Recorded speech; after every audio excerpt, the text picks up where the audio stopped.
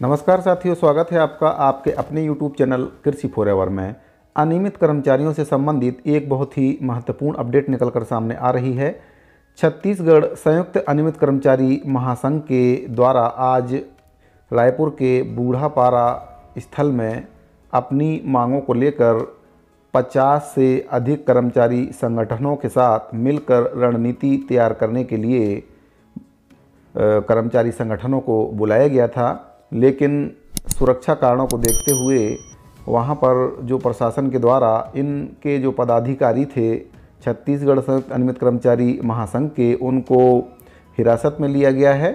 तो इन कर्मचारियों को जैसा कि आप देख सकते हैं स्क्रीन पर हिरासत में लिया गया है। विजय झा जी के द्वारा समर्थन किया गया है कर्मचारी संगठनों का, क्योंकि ये संगठन अपनी मांगों को लेकर लंबे समय से प्रशासन का ध्यान अपनी ओर आकर्षित करते आ रहे हैं, लेकिन सरकार के द्वारा किसी भी प्रकार की पहल आज तक अनियमित कर्मचारियों के लिए नहीं की गई है।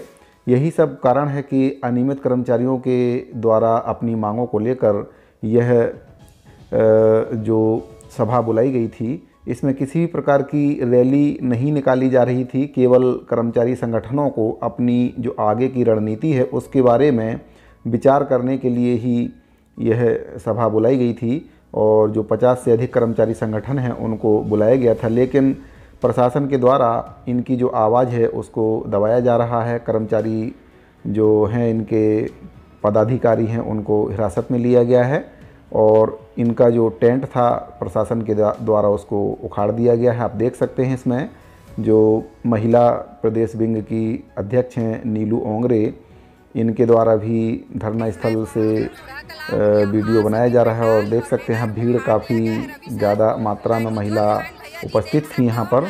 और जैसा कि आपको मैंने पूर्व में बताया है कि सुरक्षा कारणों को देखते हुए और प्रशासन के द्वारा इनको हिरासत में लिया गया है। जो छत्तीसगढ़ संयुक्त अनियमित कर्मचारी महासंघ के पदाधिकारी थे, जिसमें आपका रवि गढ़पाले जी हैं, नीलू ओंगरे जी हैं और भी कई पदाधिकारी हैं जिनको हिरासत में लिया गया है। और इनका जो धरना स्थल है वहाँ पर जो टेंट लगा था प्रशासन के द्वारा उसको उखाड़ दिया गया है।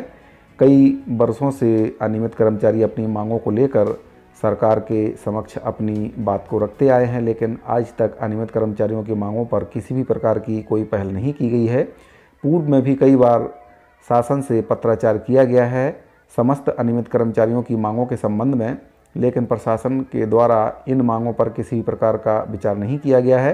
कांग्रेस पार्टी की जब सरकार नहीं बनी थी तब वादा किया गया था कि जैसे ही सरकार बनेगी तो 10 दिन के भीतर नियमितीकरण की कार्रवाई की जाएगी रिक्त पदों में, लेकिन आज तक सरकार के द्वारा ऐसा कुछ नहीं किया गया है। 4 साल सरकार के पूरे हो चुके हैं और अब मात्र सरकार के पास 5 से 6 महीने ही शेष बचे हैं। इसके बाद फिर आचार संहिता लगने की संभावना बनी रहती है और फिर सरकार कोई भी निर्णय इस विषय में नहीं ले पाएगी। तो जो बहुत ही कम समय बचा है और अनियमित कर्मचारियों का नियमितीकरण सरकार के द्वारा अभी तक नहीं किया गया है, तो इसी के संबंध में छत्तीसगढ़ संयुक्त अनियमित कर्मचारी महासंघ के द्वारा यह सभा बुलाई गई थी, जिसमें 50 से अधिक अनियमित कर्मचारी संगठनों के आने की उम्मीद थी और काफ़ी भारी संख्या में वहाँ अनियमित कर्मचारी पहुँचे हुए भी थे। शांतिपूर्ण ढंग से अपनी मांगों के संबंध में रणनीति बना रहे थे, लेकिन प्रशासन के द्वारा इनके जो पदाधिकारी हैं उनको हिरासत में ले लिया गया है और टेंट को वहां से हटा दिया गया है।